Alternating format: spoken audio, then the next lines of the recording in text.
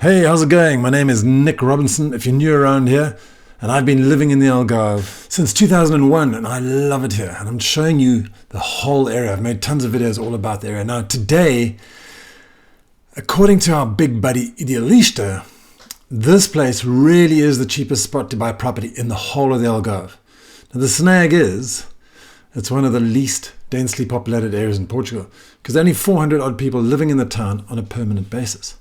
A few more live in the boats on the river, but we'll get to that in a bit. However, it is stunningly beautiful. It's filled with history, and it's not that far from civilization.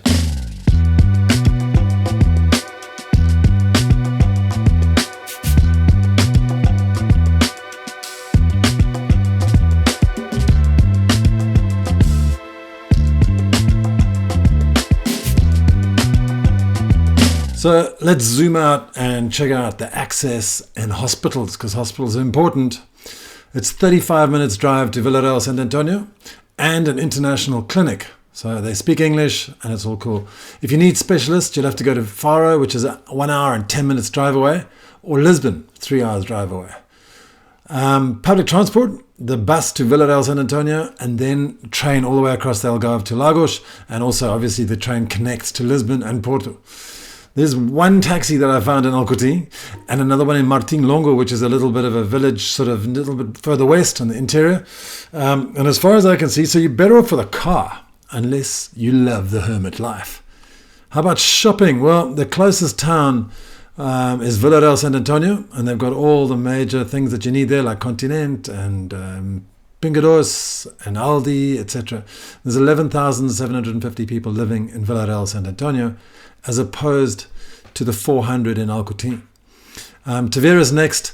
It's about 15,400 people there. And just north of us, about 25 minutes away, is Mértola, where there are 1,400 people living. So it's 3 times the size of, just over 3 times the size of Alcoutim. However, Mértola is a fun town. We'll show you all the fun to be had in a minute. However, we firstly need to figure out this brand new car that Volkswagen has lent us. Now, us is Nick Smith, Duarte Rodrigues, and myself, Nick Robinson. We've built this company called Algarve Addicts, which helps you to relocate to Portugal. We get in touch with you, have a chat with you. We've got lawyers, accountants, all kinds of stuff, help you with immigration, rentals, long-term rentals, and houses and everything. So we can sort you all out. If you want more information, check out algarveaddicts.com and get in touch with us through the contact form. But this car it was a classic a few years ago. Is it still a classic? It's now electric. So we're going to try and figure out how to charge this thing up. I mean, it sounds easy, doesn't it? No, but the English one I could sign up within seconds. It's quick. And then we have to add a vehicle for more personalized experience. Oh my God, can this get any more complicated? ID Buzz, do you know which model? ID Buzz, there's only one ID Buzz. There's a Just L. choose W. Buzz. Okay, just Buzz. Okay, performance 345, sounds right. Okay. Wow, that's a bit sad. It said 400 to 600 online. Add vehicle. Use your wallet to charge on your phone when you're at workplace. You can start reading that. It's not your fault, guys. This is a seriously difficult experience. 7:30 me. It's so quiet. Paul mark down there.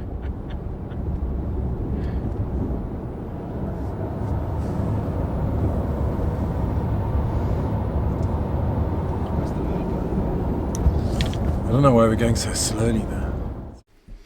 Our archaeologists, who seem like a very hard-working bunch, have discovered evidence of Celtic, Phoenician and Roman existence here in the Guadiana River Valley. Since the 2nd century BC, Romans in particular spent a lot of time facilitating travel, trade and naturally the movement of their armies in and around Alcoutim, having recognized the strategic importance of the river. They called it River Anna, apparently ducks are anaj in Latin, and the Moors later arrived and renamed it Wadi Anna, Arabic for ravine, and over time it became Guadiana. The Moors invaded in the 8th century and constructed a valuable outpost here, building a fortress, and the ruins of which are still standing today. King Sancho II of the newly created Portugal took Alcoutim in 1240, but it was only fully integrated into Portugal in 1249. Can you imagine how tough those years were for the locals? As a border town, Alcoutim was often involved in skirmishes between Spain and Portugal over the years, and it's so apparent when you cross the river and walk up to the Spanish castle. So we did. 250 there and back.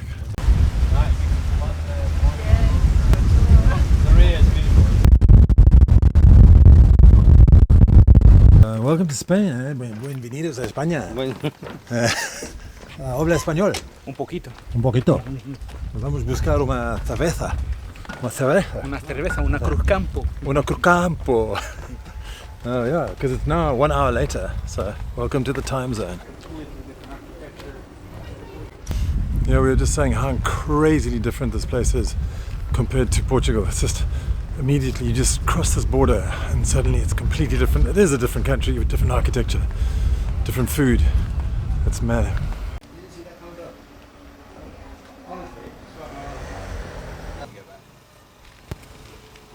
So I've learned that basically this will tell us the story about the fortification here. It started just as a defense point, but of course when they introduced the firearms with the cannons and everything, they had to improve and fortify the structure, and that's what we're going to see now. We're going to see an improved fortress, not the original, but it still has the original traits in the back. Awesome, and that was in the 16th century, so it obviously redefined the way castles were built because of the artillery, right? That's very true. Yeah. Firearms has made some changes to the fortifications with the years. Thank you, Dwight. That was very informative. Most welcome. Really? As you walk past. So yeah, we found out some more information up here, but it's pretty obvious ultimately that. Sorry, I can't hear you. Looking away. Well, I have to point, don't I? So there's Alcoutim down there. Yeah. And obviously where we are. What's this one called? San Luca de Guadiana. There you go. San Luca de. It's only 220 meters, so we've learned that. Yeah, it's really close, but ultimately it's still very far because they're different countries. So there's obviously been a lot of tension, political issues over the years. So yeah, it's the same thing I said when we were on the other side. It's kind of weird that you're looking from one country to another. And there's our Volkswagen ID Buzz. Thanks so much to Carby.com for lending it to us for the day. It was an awesome ride. But now, how do you get back? Well, obviously, the most sensible way of getting back would be taking the zip line, which is right here. Unfortunately, we couldn't actually get tickets because it's booked out. This is August and it was booked out like everything else in Portugal. So normally what you can do is you can go from Spain to Portugal on the zip line, and it's fantastic. It's the first ever transfrontier zip line in the world. So go ahead, get over to Alcoutim and do it.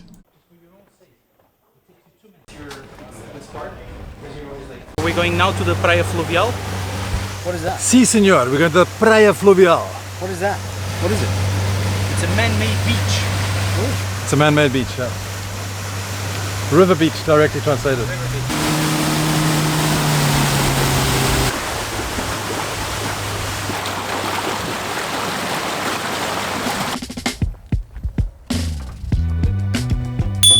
Nick just found $5 lying on the street. This place is paved with gold.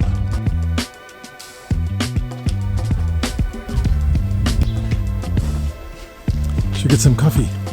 Oh yeah. Can you believe I found this on the floor? It's going to pay for break.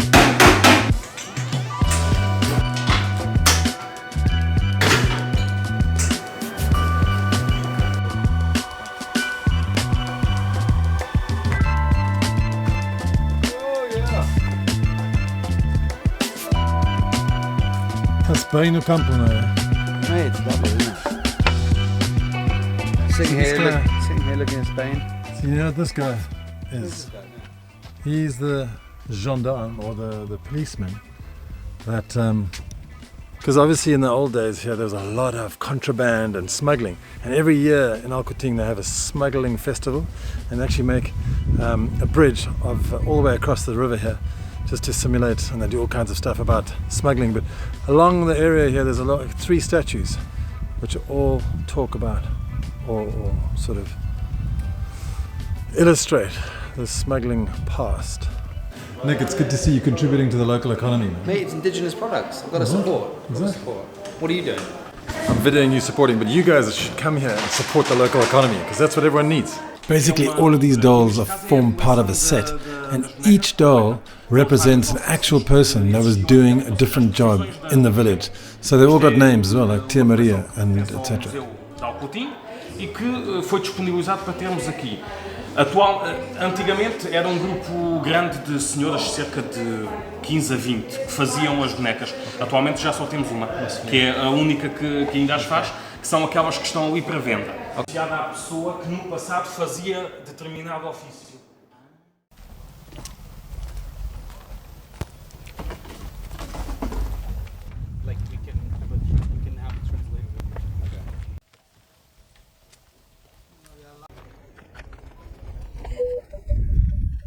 Yeah. Bing, bing, bing.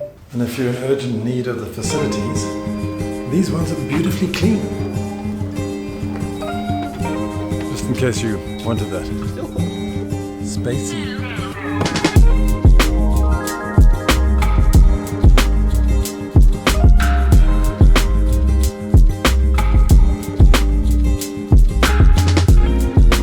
That's a nice one. You're going to stop in the middle.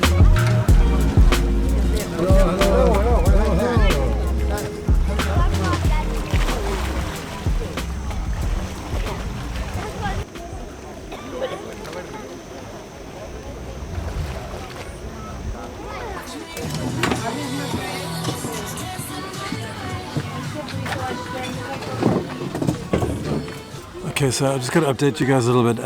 We're really struggling to find a way to charge for electricity because this is not an easy-going rental car like we're from Tesla.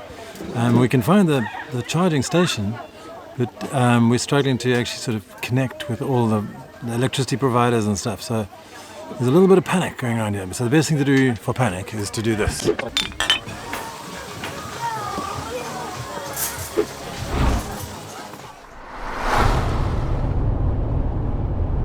And welcome to Mértola.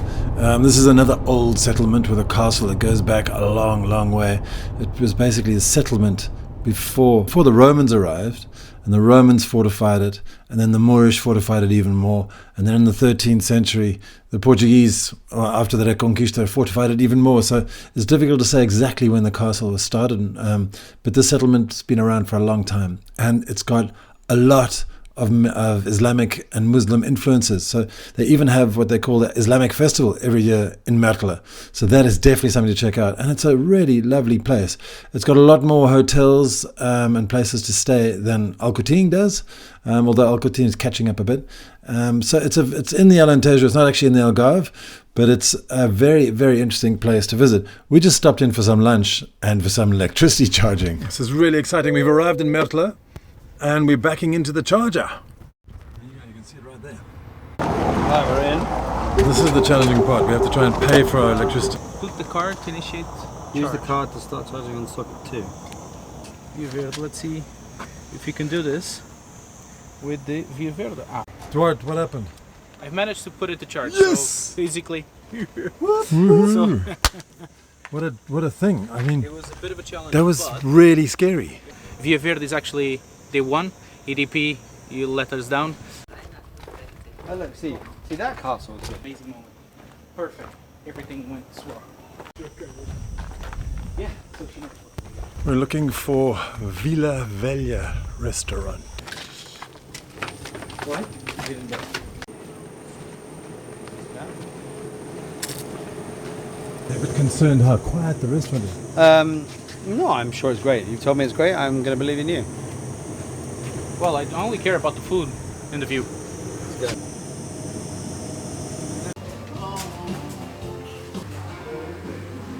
I'm not sure if you realize actually what a big deal this was to get the electric car charging, because there are obviously there's a charger here in Mértola, but there's nowhere else. And if we couldn't pay for the charging and activate it, then there was no ways we were getting out here today, because it's quite far away from home, 100 kilometers away. So we were very relieved and enjoyed our lunch as a result. View was great, food was excellent, service was fun, they were really cool people, and the decoration inside is amazing. Really lovely spot, very Islamic influences. Sorry guys, we kind of forgot to film the food, but then again, we're not a food channel, as Nick so rightly said. We just want to point out where the really cool places to eat, and this is a really cool place to eat. We're having a bunch of tapas with like alheira and like it's what is it? It's Arabian food, isn't it? Really, and it's just got Portuguese food with an Arabian twist, and it's fantastic. It really is tasty. It's chutney, yeah? A little bit of chutney. Pork preto. You like? A little bit of You enjoy it? sweet potato. Oh, it's amazing. Good, really good food. What about you? Are you gonna go? This is fabulous. This is basically, in my mind, migas and a sausage. This is basically bread and mixed in with meat and all that thing. Fabulous. Okay, should we go back to the car? Yeah, I think so. Let's see what the charge is. Yeah, exciting stuff.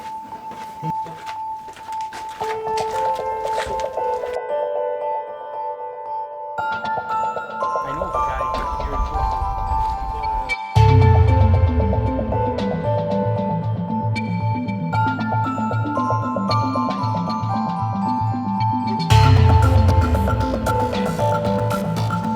Well, here it says nothing. On the app says What percentage we've charged the car? The guess is 98%? Last guess? No. 73%. Well, that's brilliant. Actually, it wasn't that brilliant. When we parked the car in Mértola at 1:30, it was 47% charged. And after 2.5 hours, it's now 73% charged. So it's okay, nothing amazing. And we still don't know how much money we were charged for the thing. So I guess these are like teething problems, and you get used to an electric car. When you own an electric car, you just sort this stuff out and you become very au fait with it. But for us, it's like a brand new day with a brand new car, the brand new toy. It's like trying to figure all this stuff out is a bit challenging. Now, the title of this video suggests that I'm going to talk a little bit about property, and we are going to talk about property, but the goal of this video was to show you the area. So if you are thinking about moving here, then at least you'll know what awaits you and what the area looks like, where it is, how far it is to get there. So it's not the easiest place to live. You need to probably speak Portuguese when you come here, so just bear that in mind. It's not just about cheap properties. Nick, Yeah. what's the real estate scene like in Mértola and Alcoutim? Well, to be honest with you, it was pretty diverse with what we saw. At one end, you had a 16 million euro estate, and down to ruins that needed fixing up for about 50 grand. So, as you can imagine, there's everything in between. I was surprised at how many things were over 500,000, but it's not, as I say, the Alentejo is not a scene that we come into that frequently. So. It may not be a surprise to the locals, but yeah, I imagine the same sort of thing happens here that it does in the Algarve. There's not that much stock available, and therefore prices remain slightly artificially high because of that. But if you are very excited about this area, we can help you, because the way we work is we work with local providers, and then we can assist your journey all the way through. So that's Mértola and Alcoutim. It's a beautiful area of the world. We've done a lot of research and spent a lot of time out here, because I used to paddleboard and run a big paddleboard competition for 4 years running. So we've been up here every year for 4 years. We know the area pretty well. It's not bad. It does have its certain drawbacks with it being so remote, but there's a lot of interesting things about living here, especially the fact that you can get riverside property for relatively cheaply. So huge thanks to Carby.com for lending us the VW ID Buzz for the whole day. And so what do you think? Would you be able to live in Alcoutim or Mértola in the middle of nowhere? Well, it's only 35 minutes away from civilization, as it were. So let me know in the comments. I'd love to hear whether you're keen on living in a remote area, whether the Portuguese might be a problem because, you don't speak Portuguese. You could learn. I mean, years ago, people came to the Algarve and they learnt and got along absolutely perfectly. But yeah, let me know what you think, and we'll see you next time. AlgarveAddicts.com. We'll see you next week, but if you need any help relocating to the Algarve, click through to our website, AlgarveAddicts.com. We offer tours, immigration assistance, long-term rentals, and we can buy your house.